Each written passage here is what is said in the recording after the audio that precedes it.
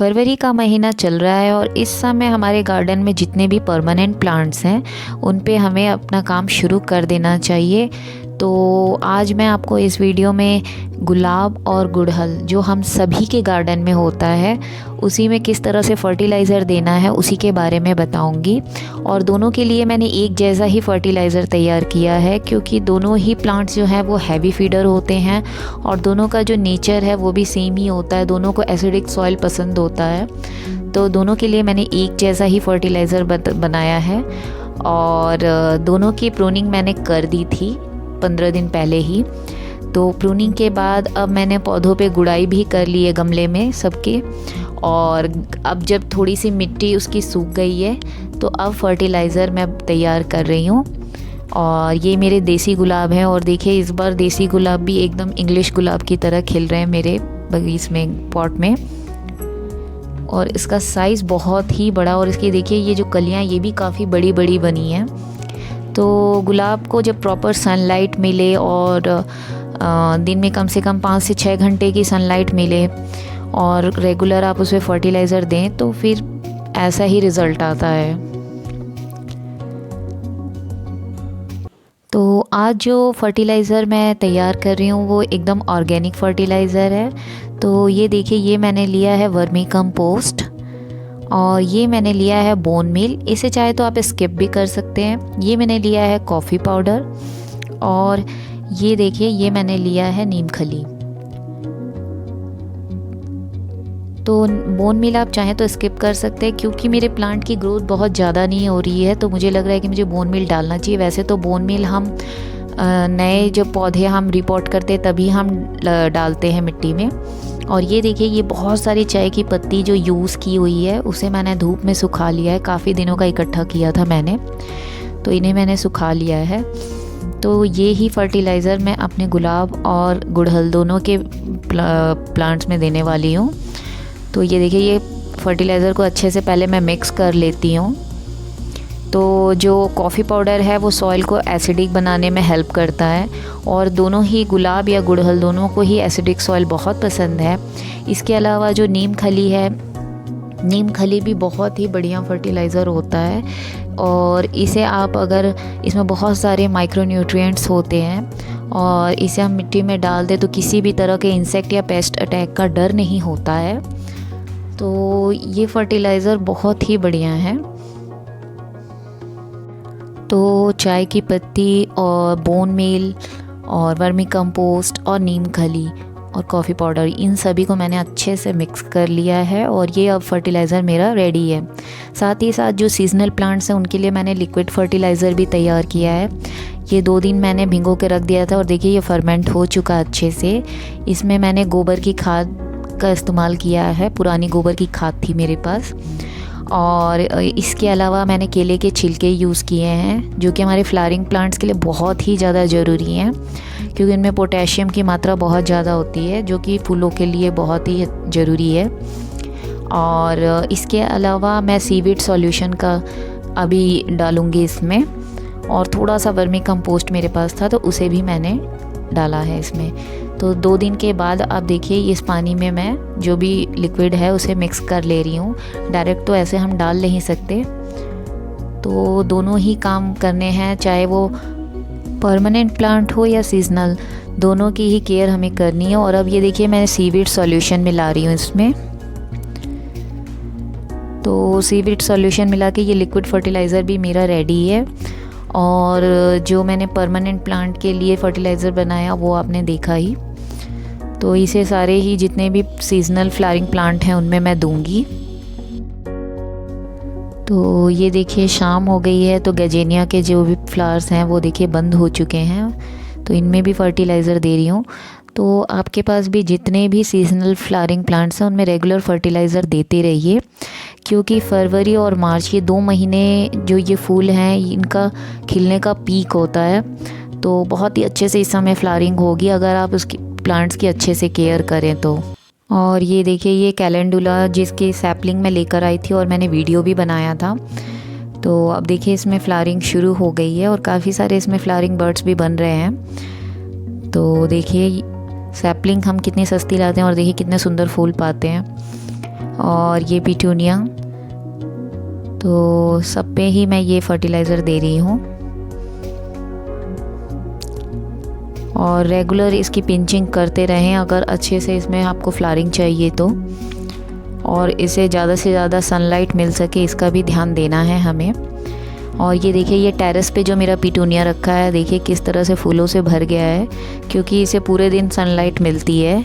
और जो पर्पल वाला मैंने पिटूनिया दिखाया उसमें 3 से 4 घंटे की धूप मिलती है, इसीलिए उसमें इतनी अच्छी फ्लावरिंग अभी नहीं हुई है। लेकिन ये वाला देखिए कितना अच्छा खिला है, ये पूरा भर गया है गमला।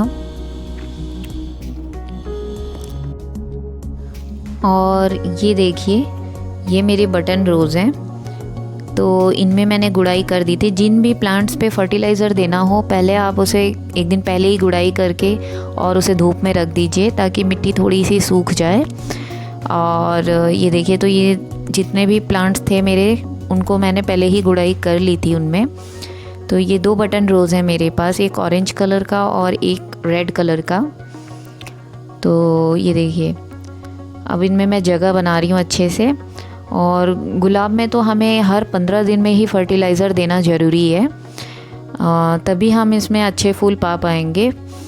और एक बार फर्टिलाइज़र देकर अगर हम इसे छोड़ दें तो फिर वो अच्छे फूल हमें नहीं मिल पाएंगे। तो गुलाब और गुड़हल 2 ऐसे पौधे हैं जिनमें हमें हर 15 दिन में फर्टिलाइज़र देना है ज़रूरी। तो क्योंकि ये दोनों ही प्लांट जो हैं वो हैवी फीडर हैं। और चाय की पत्ती जो मैंने डाली है, इसे अच्छे से आप जब भी यूज़ करें चाय की पत्ती तो सुखा के यूज़ करें। और जो चाय यूज़ की हुई अगर आप फर्टिलाइज़र के लिए यूज़ कर रहे हैं तो उसे पहले अच्छे से धो लें, ताकि और उसके जो अदरक या फिर जो भी हम एक्स्ट्रा जो भी डालते हैं उसे अलग कर लें और अच्छे से सुखा कर ही तब उसका इस्तेमाल करें।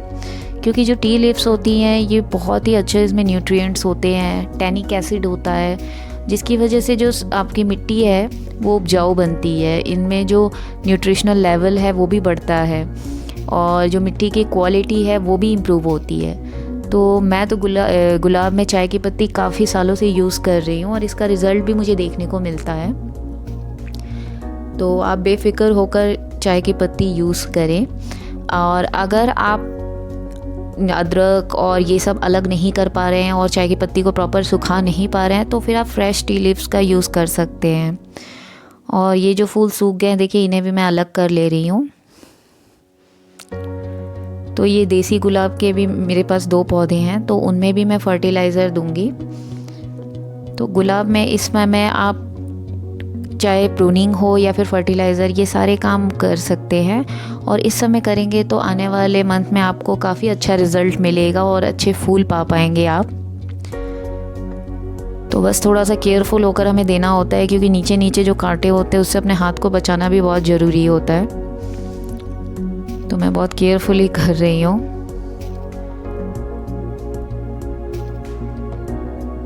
तो फर्टिलाइज़र देने के बाद पानी ज़रूर दें और एक्सेस पानी ना दें। एक्सेस पानी जब हम देते हैं तो वो पानी फिर नीचे से निकलने लगता है गमले के, और फिर हमारा फर्टिलाइज़र भी साथ में उसमें निकल जाए। उससे अच्छा है कि हम उतना ही पानी दें जितना हमारे प्लांट को ज़रूरत है। और इसमें मैंने कॉफ़ी पाउडर का भी इस्तेमाल किया है। तो कॉफ़ी पाउडर अगर आप चाहें तो यूज़ कर सकते हैं, बहुत ही अच्छा वो फर्टिलाइज़र के रूप में काम करता है। और इसके अलावा अगर आप चाहें तो आप फिटकरी का भी इस्तेमाल कर सकते हैं। और इसके फिटकरी अगर आपके पास ना हो और आपके पास एप्सम सॉल्ट हो तो आप उसका भी इस्तेमाल कर सकते हैं। किसी भी चीज़ का आप इस्तेमाल कर सकते हैं।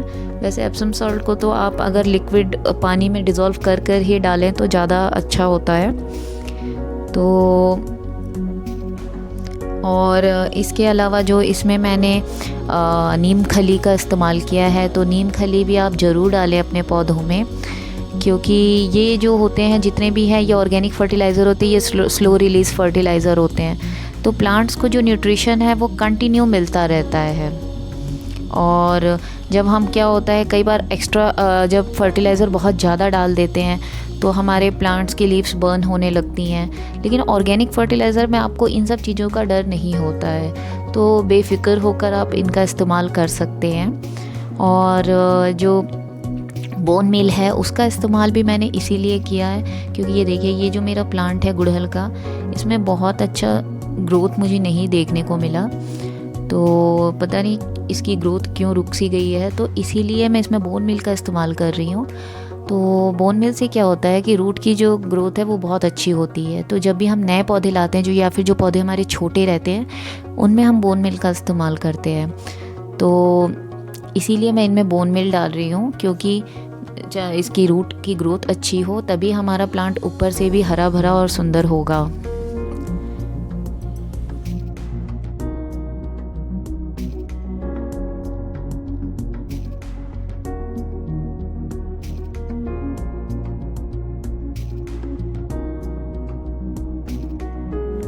तो जितने भी प्लांट्स थे मेरे गुड़हल और गुलाब के, सभी पे मैंने फर्टिलाइज़र डाल दिया है। और ये जो लिक्विड फर्टिलाइज़र थोड़ा सा मेरा बच गया था, वो भी मैं इन पे ऊपर से डाल दे रही हूँ। तो इससे बेनिफिट ही होगा, नुकसान नहीं होगा। और वैसे हमें पानी ज़रूर डालना होता है जब भी हम फर्टिलाइज़र देते हैं अपने पौधों में। तो आई होप ये वीडियो आपको अच्छा लगा और इन्फॉर्मेटिव लगा। अगर अच्छा लगा है तो इस वीडियो को लाइक ज़रूर करिएगा, सब्सक्राइब भी करिए मेरे चैनल को। तब तक keep growing plants. Good bye.